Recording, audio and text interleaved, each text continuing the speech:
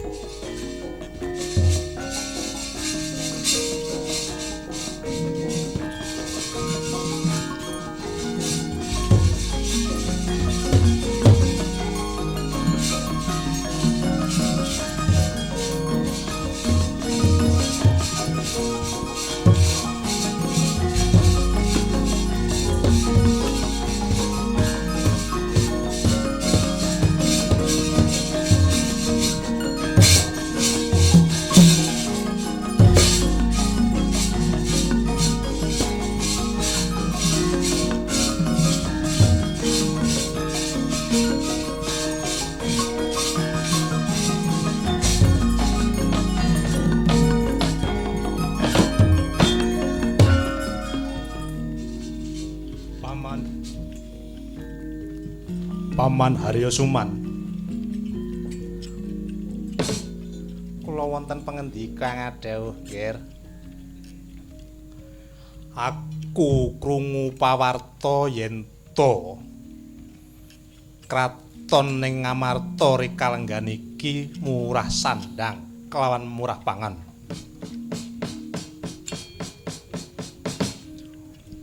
Mula kang saka kuwi paman, aja wedi kangelan. Aja nganti praja Ngastina kene dadi kalah kasuburane, murah rejekine bandengke kawan tani pawetu ing negara Amarta. Mula kang saka kuwi paman, aja wedi kangelan. Golek Rekadaya supaya piye carane para tetani ing negara Ngamarta susah. Tetanen ora subur, ora murah sandang kelawan pangan. Inggih sinuwun kula sakleresipun sejatosipun kula sampun budidaya supados ngupadi cara ngringkehaken sistem pertanian negari Ngamarta. Carane piye paman? Kula pun sampun ceraya raja tikus saking Gunung Sumbing inggih Tikus Jinanda ingkang sagah bakal ngorak-arik tetanen ing negari Ngamarta. Tikus Jinanda kelawan para pengikutipun bakal ngorak-arik tetanen ing negari Ngamarta. Dene para sata Kurawa mangkih badhe kula kerahaken supados mbendung kali kanggo supados irigasi pertanian negari Ngamarta ajur umur. Yen mengkono kapan budalmu paman, aja nganti kesuwen. Nggih menawi katen kula badhe nyuwun pamit rikalenggan menika badhe nganti Raja Tikus Jinanda saking Gunung Sumbing. Yo paman sing ati-ati paman.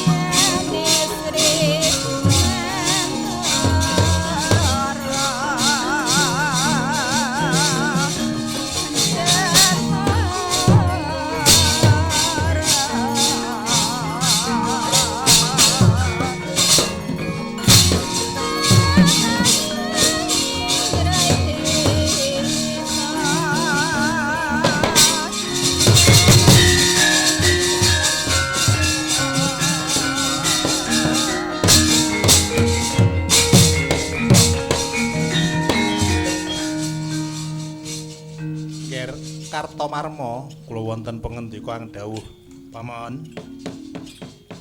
Ayuh awake dhewe ngestake dawuh sinuwun. Ndherekake ngeterake Tikus Jinanda jumujuk ing Praja Ngamarta. Lan para sata Kurawa aja wedi kangelan. Tambakan begawan Sidugangga aja ngasih ana banyune kan mlebu Praja Ngamarta. Ya ing jalaran kaya mengkono krusak hama kelawan nutupi sistem irigasi bakal nimbulake larang pangan ing Praja Ngamarta.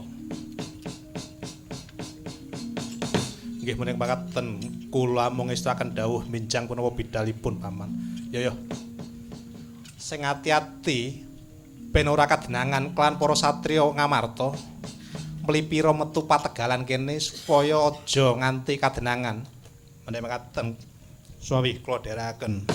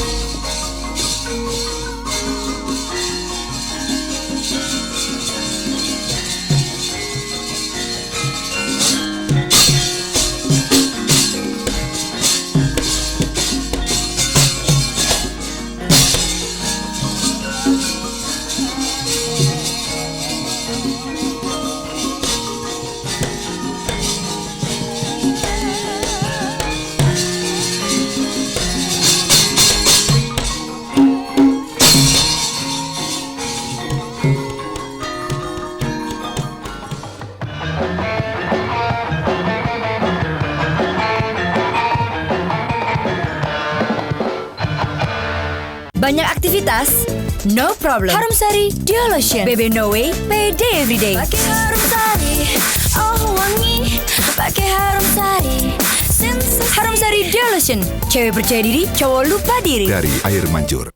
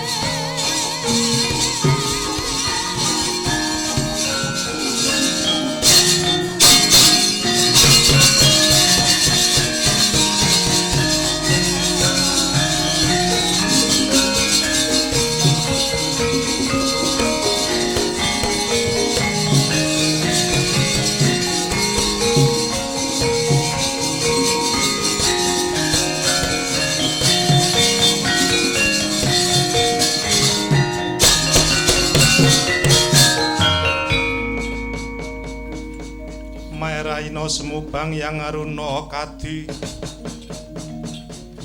netrane nganggo rapuh sabdaning kukila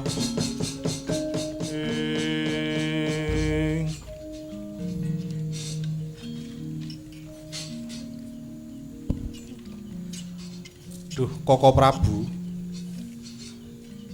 kok wonten pengdika angkat dawuh ya Sami Aji tigang perkawis tantangan pertanian negari Ngamarta rikalenggan menika ingkang sepindah gagalipun tani ing negari Ngamarta kasebabaken dening panyerangipun Homo dene ingkang kaping kalih tetanen negari Ngamarta mriki amargi boten sempurnanipun nggih kirang marsudi anggenipun ngurus irigasi nggih perairan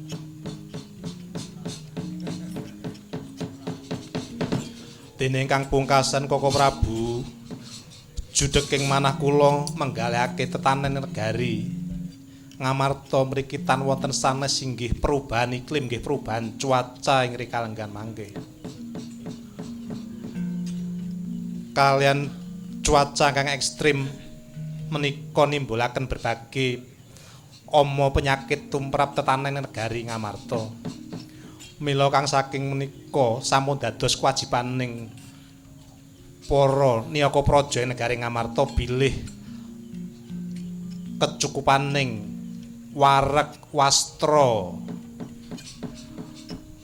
wisma waras kalian wasis menika sampun dados tanggal jawipun kita sedaya.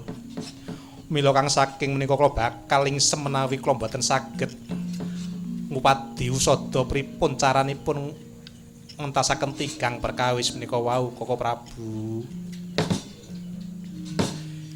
Yai sami aji.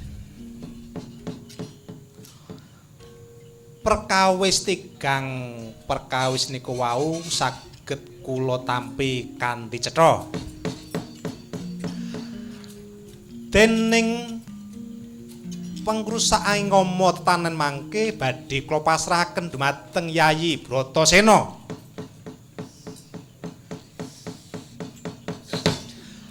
Dene ingkang kaping kalih lancaripun nggih sistem irigasi mangke kula pasrahaken kalih Dimas Harjuna ingkang sampun sampurna anggenipun ngerahaken sistem perairan saderengipun. Dene ingkang kaping 3 inggih perubahan iklim nggih global warming menika kedah kita cari usahanipun sowang-sowang. Amargi napa? Perubahan iklim niku ingkang dipun jarak inggih saking kurang marsudinipun para kawula ingkang kruwat dhumateng bumi. Menungsa ing alam donya sampun ngeruk kekayaanipun bumi pertiwi nanging kapan para kawula eling kalawan bumi pertiwi wau.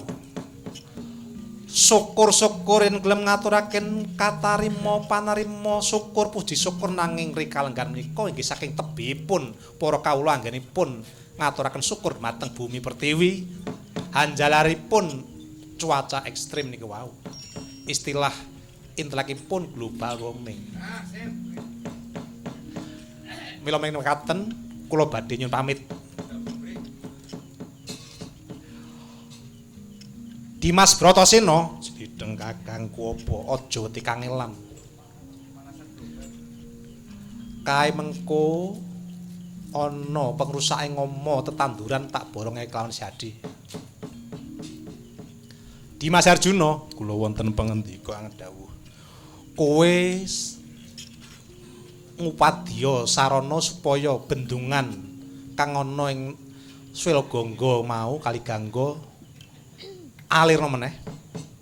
Dene kang pungkasan ayo bareng Kakang ngupadi piye carane nanggulani global warming ki mau. Ngestuaken dawuh prabtane Petruk kantong bolong.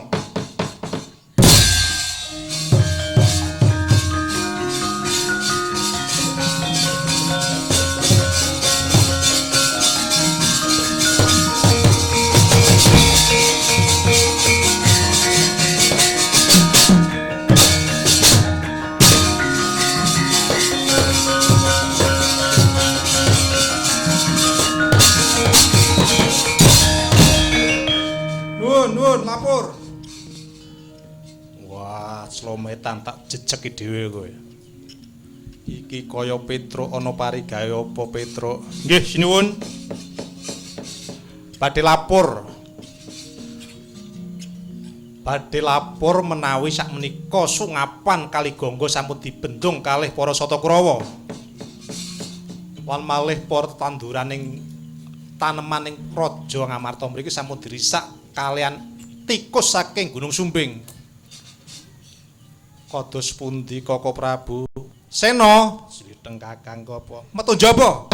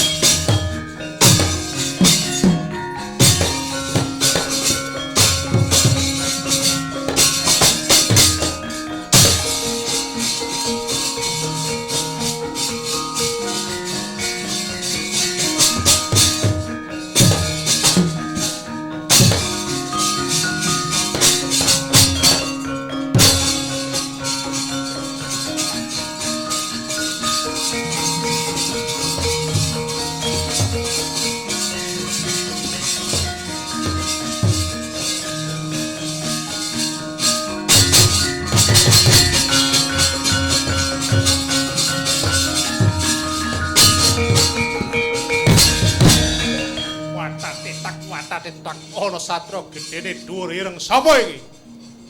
Yo, panenggahing Pandhawa Raden Bratasena sapa?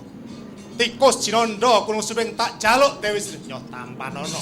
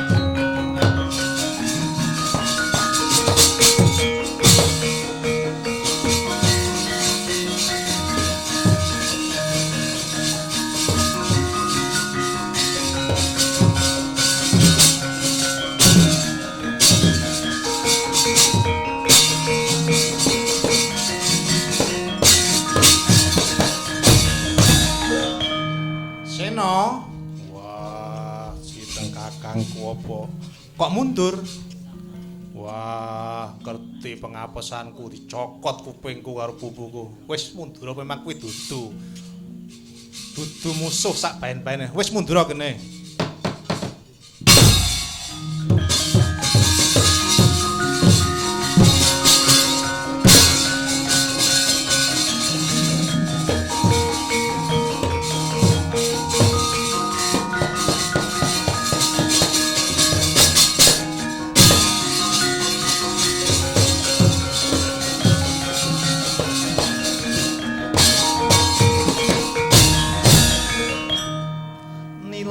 Soko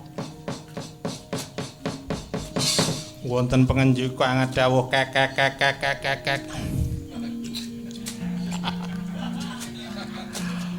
Kowe kelingan janjimu nalika semono apa ora? Nalika semono jare kowe meh cedhak karo Dewi Sri. Inggih sinuwun kula tasih kemutan. Wis papakno tikus Jinanda ngejoaken dawuh.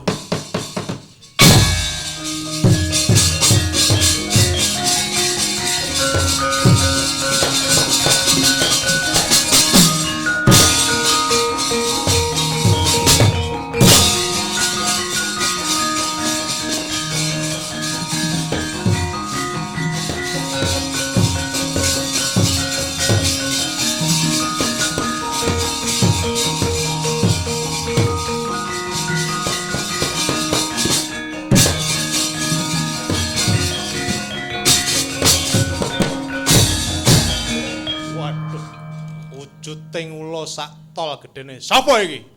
Yo, aku Nilotasaka srayaning para Pandhawa. Tak jaluk Dewi Sri. Nyoh tampan ana. Wah.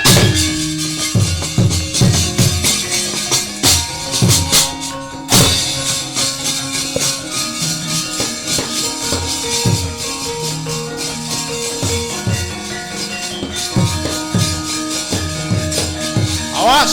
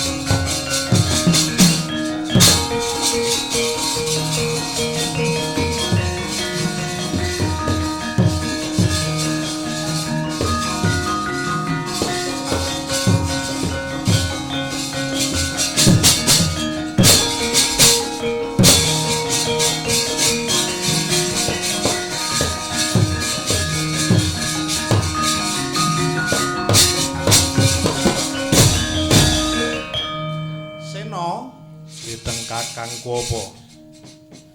Wangune Sinila Tatsaka entuk gawe kabeh tikus lan celeng wis diuntali kabeh. Mula Seno, aku ning ngarep mau wis matur. Yen ngadepi global warming kuwi para tani aja lali nggone syukur kelawan Gusti Allah ya sing gawe urip. Kowe njipuk utu pawletu saka bumi, kowe sedekah bumi.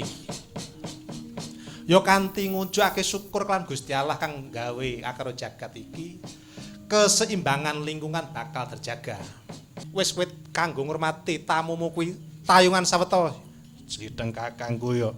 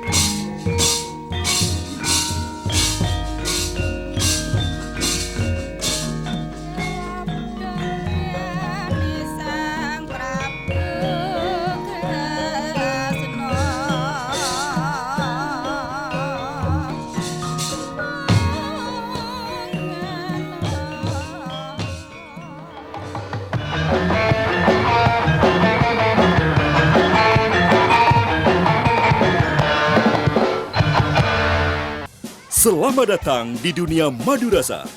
Rasa madunya yang lezat membuat harimu ceria. Jadikan madu rasa bagian dari keseharianmu. Madu rasa, madu keluarga sehat. Madu rasa dari air mancur.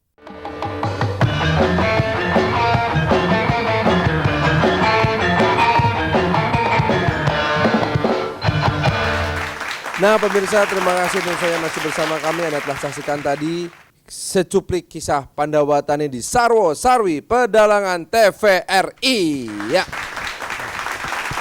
Sebetulnya kisah tadi itu makna utamanya apa ya Ki Dalang ya? Jadi yang krisis pangan itu bukan hanya di Indonesia ya, di Kerajaan Amarta juga krisis pangan Sempat terjadi krisis pangan ya. Dan cuma di kerajaan tadi nggak disebutkan karena alasannya perubahan iklim. Nah, iklim ekstrim. Beda sama di sini, begitu cabai naik harganya ditanya, "Kenapa cabai naik?" Karena perubahan iklim. Ya, Nah, karena iklim bisa lain. di Amarta nggak ada Algor di sana kan gitu. Jadi tadi disebutkan bahwa udah terjadi ekonomi global juga antar persaingan antara kerajaan Astino dengan kerajaan Amarta. Amartapura. Jadi supaya kerajaan Amarta itu hasil pangannya nggak bisa maju, disabotase. Dikirimlah virus atau hama gitu. Iya. Dengan dipimpin oleh tikus Sinondo kan tadi kan gitu. Terus air yang mengalir ke tempat apa itu Pusat-pusat pertanian di Amarta ditablok, diblok oleh Kurawa. Akhirnya nggak ada kekurangan air. Karena kekurangan air itu diharapkan petani yang di Amarta akan tidak berhasil kan gitu. Karena udah lemah dalam pangan, akhirnya secara politik Astino bisa masuk kan gitu tadi kan. Ternyata si Puntodewa dan beserta stafnya itu udah jago dibagi tugas tadi. Si Brotoseno untuk mengusir hama, si Janoko untuk diberi tugas untuk mengalirkan air lagi, di samping itu mengantisipasi perubahan iklim. Iya. Nah, kan gitu. Dan itu akhirnya bisa terlaksana dan bisa makmur kan gitu.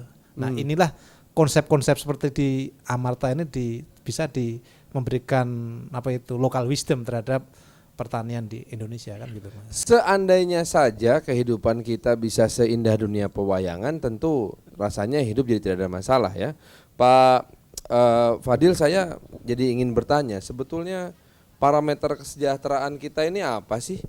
Kalau dulu sih karena saya didikan Pak Harto ya, saya cukup percaya 3 hal aja, asal sandang pangan papan tercukupi, selesai udah hidup saya. Ya, saya kira yang betul kesejahteraan itu yang paling pokok itu kebutuhan dasar terpenuhi, ya kan? Kebutuhan dasar atau basic need itu ya 5W itu yang tadi itu sandang, pangan, papan, kesehatan dan pendidikan gitu. Jadi ukurannya itu bagi masyarakat kebanyakan yaitu gitu. Kalau misalnya kita gampang mendapatkan makanan ya dengan harga yang terjangkau dan stabil, kemudian juga kita memiliki rumah gitu, kemudian pakaian juga layak gitu, pendidikan murah misalnya, kemudian ya sehat ya. Nah, ya itu sudah cukup gitu. Bagi masyarakat itu seperti itu gitu. Jadi kita tidak memerlukan satu ukuran-ukuran yang yang canggih-canggih gitu kan. Tapi kan gini. Ya, pertumbuhan kayak. Tapi kan gini, ilmu ekonomi itu adalah sebuah usaha untuk mengkuantifikasi perasaan dan perilaku. Ya, perasaan sejahtera saya dengan perasaan sejahtera Bapak kan beda dong. Ya, tapi kan mesti ada sebuah standar yang sama. Nah, apakah memang itu sudah terjadi atau memang harus selalu menjadi sebuah perdebatan? Sekarang ini katanya sekarang ini kan dulu ukuran yang paling sederhana katanya kan PDB itu. Betul. PDB produk domestik bruto. Produk domestik bruto atau kemudian PDB per kapita. Iya. Tapi sekarang ini ada yang baru katanya kan, bukan pertumbuhan atau PDB itu tapi indeks kebahagiaan. Nah itu. bahagia bisa diangkain, itu dikasih diangkain. skor. Nah, itu katanya ada contoh negara di Butan. Nah itu PDB di Butan itu tidak terlalu tinggi mungkin dibandingkan dengan Indonesia, jauh lebih tinggi di Indonesia kan. Tapi katanya, ini saya belum pernah ke sana, orang Butan itu lebih bahagia daripada kita, Mas. Dan itu bukan hanya di Butan, nah sekarang di Prancis itu dipelopori salah satunya oleh Joseph Stiglitz. Itu mengembangkan juga ukuran kesejahteraan yang baru, yang sebenarnya intinya itu sama dengan di Butan itu, yaitu index of happiness, indeks kebahagiaan. Nah, jadi bukan hanya persoalan-persoalan yang terkait dengan yang bisa dikuantifikasi secara ekonomi gitu, tetapi juga hal yang sifatnya itu lebih pada perasaan gitu, rasa aman, nyaman gitu, dan hal-hal semacam yang kualitatif yang tidak bisa sebenarnya dikuantifikasi gitu. Nah, kalau bicara soal kualitas hidup itu yang ukurnya siapa ya dalam masyarakat? Atau kembali lagi saya mungkin terjebak pada pertanyaan, mungkin namanya pertanyaan dialektika nih ya gitu. Apakah memang kesejahteraan itu harus diukur atau dirasakan, Mbak Dani? Ya, sebetulnya saya juga sama bingung ya Mas ketika bicara soal ekonomi. Mungkin satu-satunya ilmu yang saya sering nggak mudeng tuh ekonomi. Dan memang harus nggak mudeng juga. Makanya dan susah cari menteri ekonomi juga, ya. Jadi ketika bicara soal pertumbuhan sekian persen gitu kan, angka kemiskinan sekian persen, sekian puluh persen, itu artinya apa gitu? Kita tidak pernah sampai pada penjelasan bahwa apakah angka 40 juta, apakah 40% ataukah 6% dan sebagainya itu mencerminkan apa dari kesejahteraan masyarakat Indonesia itu. Yeah. Ini kan kegundahan orang-orang sosial, mungkin itu kita bingung dengan soal agregat, soal segala macam itu. Nah, tetapi saya setuju bahwa sebetulnya ukuran-ukuran secara kualitatif itu memang penting juga untuk kita ketahui juga, sehingga tidak ada gap yang besar antara apa yang kita kuantifikasi itu dengan yang kondisi nyata, bahwa sebetulnya kita ini sejahtera nggak sih, sebetulnya kita ini aman nggak sih, semacam itu.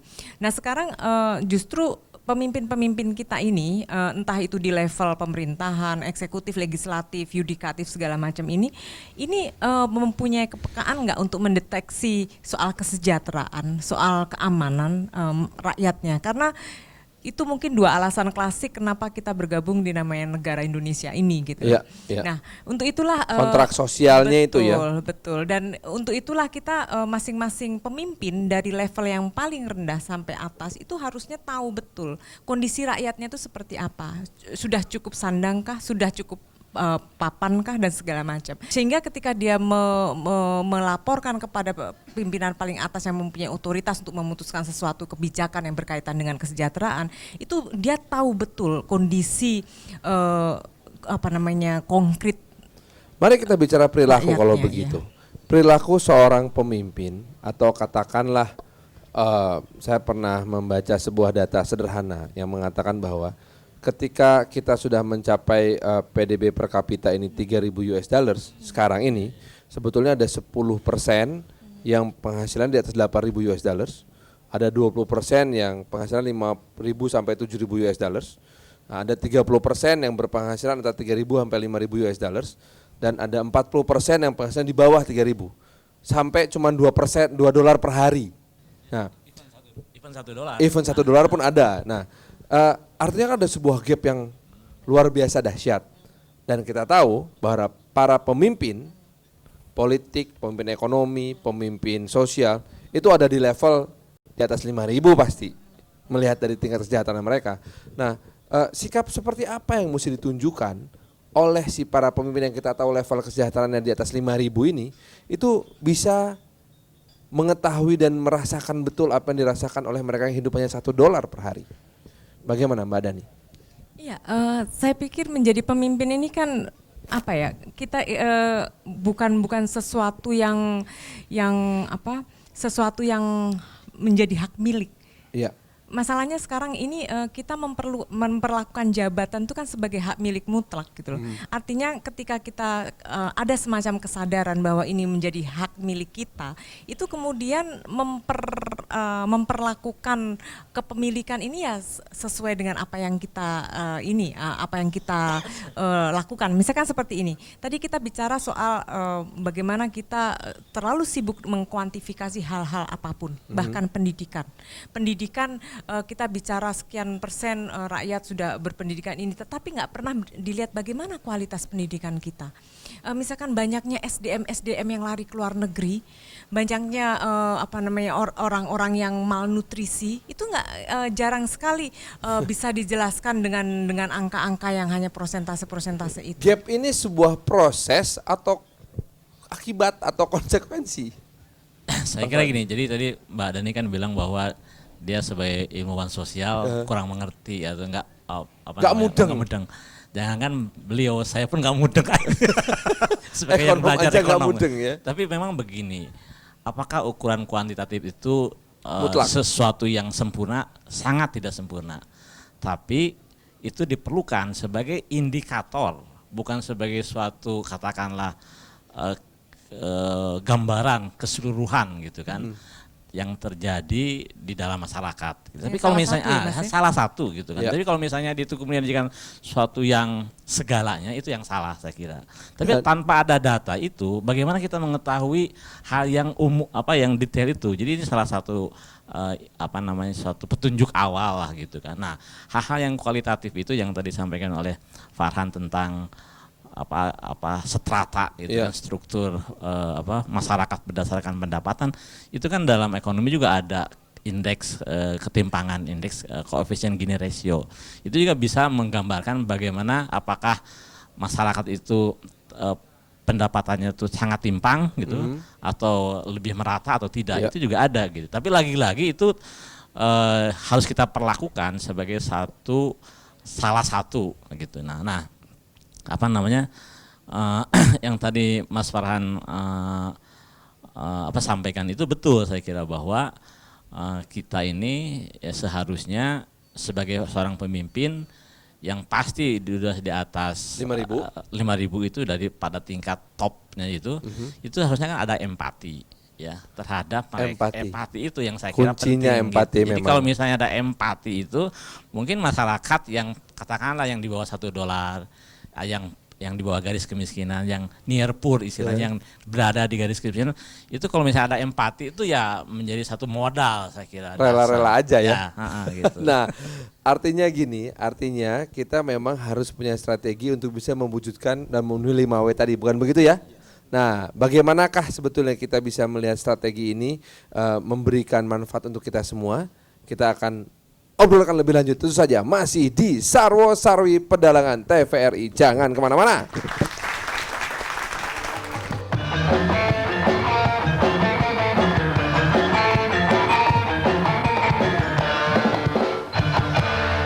Banyak aktivitas? No problem. Harum Sari Duo Lotion. BB No Way, PD Everyday. Pakai Harum Sari, oh wangi. Pakai Harum Sari. Harum Sari Duo Lotion. Cewek percaya diri, cowok lupa diri. Dari air mancur.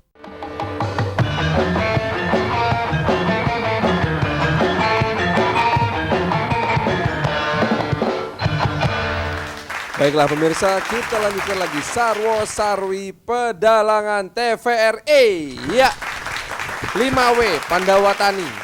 Untuk mewujudkan 5W ini, untuk menghadapi gangguan, ya, instabilitas kesejahteraan, maka Pandawa menerapkan strategi-strategi. Diterangkan oleh Ki Dalang tadi itu, Brotoseno, Menghalau tikus, Janoko, menghidupkan irigasi, dan mengantisipasi global warming. Nah, maka selesai masalah Selesai pangan, masalah, yes. pangan selesai, semua kesejahteraan bisa tercapai, sehingga Amartapura menjadi sebuah negara yang sejahtera lagi. Nah, artinya kita bicara strategi ya, Pak Fadil maupun Mbak Dina.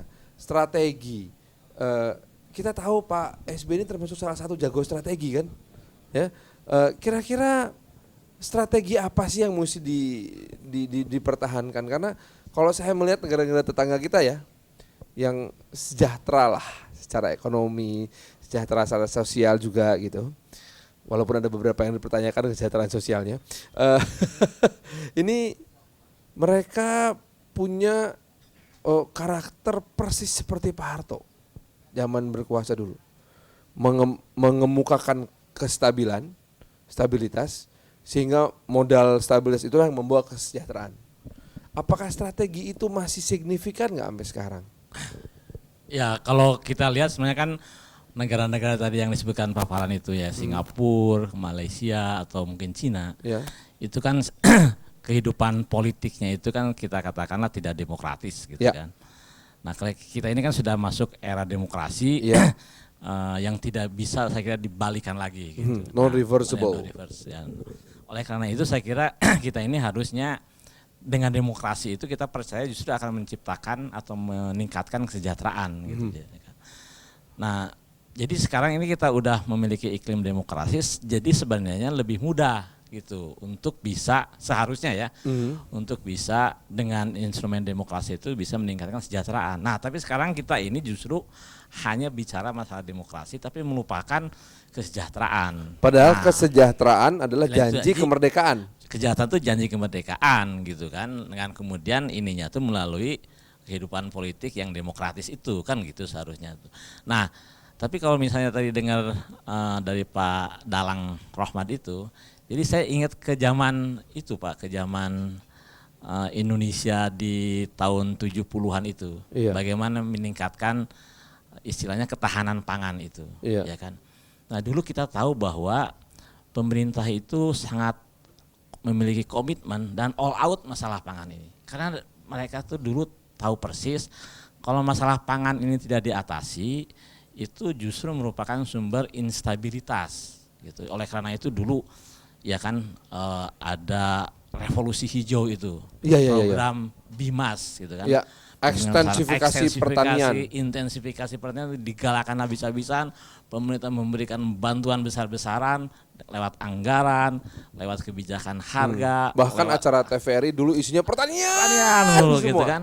Itu ada dulu kalau Pak Harto ke desa-desa ada kelompok capir, Kelompok capir, desa ke desa. dari desa ke desa, macam-macam gitu kan. Ya. Ini menunjukkan betapa besarnya perhatian pemerintah terhadap masalah pangan itu, karena Pak Harto saya kira kan orangnya dari desa ya. Saya bukan masalah suka atau tidak suka, tapi kenyataan begitu, yang tahu persis apa yang menjadi concern gitu ya. Pola sikap dan pola pikir para Dari petani. Para petani gitu. Nah, yang sekarang ini yang kita tunggu ini adalah saya kira benar-benar komitmen ya, kemudian ya istilah kerennya political will ya, yang harus diwujudkan di dalam misalnya penganggaran ya, di dalam perlindungan ya, di dalam promosi terhadap sektor pertanian ini. Promosi gitu. itu artinya muncul ke depan. Ya, panen ya, ikut, ya. turun Jadi ke harusnya sawah. gini, ya, jadi misalnya saya yang akan memimpin di depan misalnya gitu, pembangunan pertanian di Indonesia ini. Nah, itu ada panca usaha tani. Itu yang kayak di negara Amartapura itu. Iya. Masalah benih, bibit unggul, iya, irigasi, kemudian pemupukan, pemberantasan hama dan penyuluhan itu. 5 itu, Mas. Dan itu tidak bedanya juga dengan sekarang harusnya gitu. Tapi gini, saya belok sebentar ke masalah sosial kalau gitu. Mbak Dani mungkin bisa menjelaskan kalau misalkan pemerintah ya atau pemimpin negara mesti seperti Pak Harto sampai turun segitu hands on ya, jangan-jangan ini bisa melabrak nilai-nilai demokrasi loh. Jadi kalau menurut Bapak manajemen modern Peter F. Drucker, dia kan bilang bahwa pemimpin yang efektif, yang paling efektif adalah ketika dalam dirinya tidak pernah berpikir saya, tetapi tim. Bagaimana fungsi tim ini berjalan. Iya. Dalam konteks tadi yang dibicarakan oleh Pak Rohmat misalnya, bagaimana di negara Amartapura itu pekerjaan tuh terdistribusi dengan baik, deskripsi pekerjaan tuh terdistribusi dengan baik. Nah, dalam konteks hari ini, saya pikir antara menteri yang satu, antara pejabat publik yang satu, itu bicara soal koordinasi adalah kata yang paling sulit, paling buruk di tempat kita hari ini. Karena koordinasi antara institusi bisa diatur nanti saya koordinasikan, Pak. Ya. Mulai dari masalah tilang ya sampai masalah pengadilan, sampai masalah pertanian semua koordinasi. Ya. Dan di samping sebetulnya persoalan siapa, berbuat apa, bagaimana, itu kan harus terdistribusi dengan baik. Menteri Pertanian melakukan pekerjaannya dengan baik, Menteri Pendidikan, Menteri Kesehatan dan sebagainya. Dan ini kan juga harusnya di bawah komando panglima tertinggi yang namanya presiden itu. Dan ini sebuah tim, karena kita tanda kutip tim ini mempunyai nilai bahwa mereka itu terpilih, dianggap yang terbaik, dan karenanya mereka juga harus mempunyai kewajiban kepada sang pemilih-pemilih ini gitu. Nah, artinya gini, kalau saya kembali ke konsep ekonomi, demokrasi ekonomi ya, ini kan bagian dari ilmu ekonomi politik. Bagaimana sebetulnya toleransi, intervensi kepemimpinan politik dalam permasalahan ekonomi? Ya, saya kira kalau kita lihat ya sebenarnya untuk masalah yang tadi itu, yang 5W itu nggak ada lagi debat antara apakah itu paham neolib atau paham ekonomi kerakyatan. Itu mah sudah menjadi kewajiban pemerintah. Ya, kewajiban negara, mau coba aja sekarang ideologinya apapun juga itu sudah menjadi kebutuhan dasar manusia. Sandang, pangan, papan, kesehatan, pendidikan. Nah, jadi artinya apa? Jadi pemerintah harus bertanggung jawab. Nah, tanggung jawab ini kemudian harus diwujudkan di dalam prioritas program, ya, di dalam kebijakan dan seterusnya. Jadi ini yang harus nomor satukan lah gitu. Sebab kalau misalnya ini terganggu masalah pangan saja misalnya, itu banyak contoh ya di mana negara-negara ini atau pemerintahan ini jatuh ya karena masalah ketidakmampuan dalam memelihara ketahanan pangan ya, entah itu harganya jadi mahal atau mungkin produksinya anjlok dan seterusnya. Dan kita sendiri kan memiliki pengalaman. Bung Karno dulu jatuh salah satunya tuntutan Tritura itu kan, turunkan harga. Dan Pak Harto juga dulu tahun 98 saya kira juga salah satunya karena masalah harga ya, masalah beras dan lain-lain. Nah, ini juga sekarang ini kan memang pangan ini menjadi persoalan utama ya. Krisis, bukan kalau di kita mungkin belum sampai krisis, tapi ada ancaman. Ini harus benar-benar diwaspadai gitu. Sekarang saya akan berpikir dengan cara berpikir para petinggi. Bagaimanapun juga program pemerintah tidak akan ada artinya tanpa partisipasi masyarakat. Ya toh? Ya kan? Nah, dari sisi masyarakat sejauh apa partisipasinya? Memangkah kita harus menjadi para penunggu, silahkan aja pemimpin, kalau pemimpinnya hancur kita ikut hancur, kalau penunjuknya baik ya kita beruntung gitu kan. Nah, apa yang mesti kita lakukan? Ya, itu tetap dimulai dari pemerintah dulu. Pemerintah juga harus memberikan ruang untuk bagi rakyatnya untuk berpartisipasi. Saya pikir partisipasi itu juga harus dibukakan juga dari pemerintah itu sendiri, Mas. Terus Walaupun ada konsekuensi, suka ribut sendiri ya kalau rakyat ya. Ya, rakyat memang seperti itulah di mana-mana. Dan satu Karena lagi, kita ini bangsa berkicau. seperti ini. Tadi kita bicara soal climate change sebagai sang tertuduh. Itu sebetulnya di satu sisi kita tahu lah perubahan iklim ini kan bukan cuma di Indonesia. Iya. Tetapi masalahnya kenapa di negara lain itu lebih siap, kenapa kita tidak? Itu kan pertanyaannya.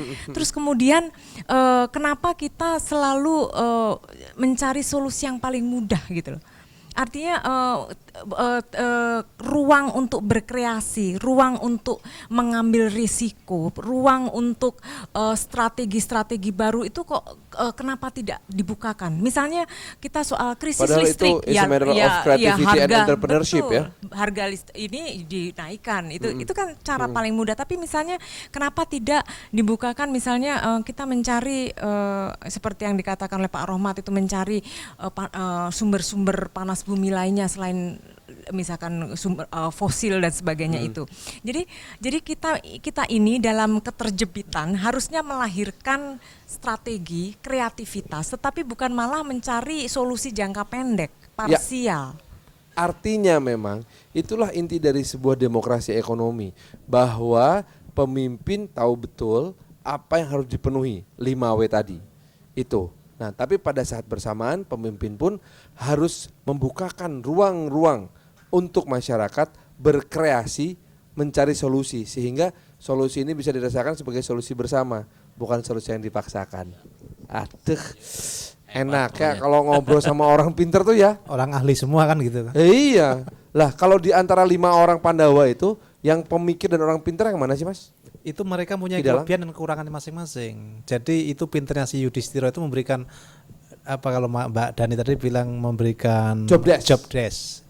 Brotoseno, tapi dia otaknya mengencer dia itu gitu loh. Dan dia tahu persis kapan harus intervensi dan kapan bukan. Dan menurut si Yudhistira, kalau masalah 5W itu harus intervensi langsung. Harus intervensi. Enggak boleh ewoh pekewoh. Tapi kalau masalah hukum kayak Gayus misalnya, itu Yudhistira enggak mau dia kan gitu kan. Biarkan saja Brotoseno. Libas kabeh. kan gitu. Satu pertanyaan saya dari orang yang sangat awam masalah wayang ini adalah, Nakula sama Sadewa tuh kerjanya apa ya? Enggak, Nakula itu adalah peternakan. Oh. Kalau Sadewa itu perdagangan. Itu nanti cerita berikutnya akan saya kupas di dalam Wiroto Parwo nanti itu. Iya. Jadi ada yang ahli strategi, ada yang ahli perang, ada yang tukang labrak, dan 2 orang ini tukang dagang. Dagang, yes. Kayak Kidalang. Ya. Sampai di sini dulu perjumpaan kita. Mudah-mudahan memberikan manfaat untuk Anda di seluruh Indonesia. Dari kami di sini, demikianlah Sarwo Sarwi Pedalangan TVRI. Sampai jumpa.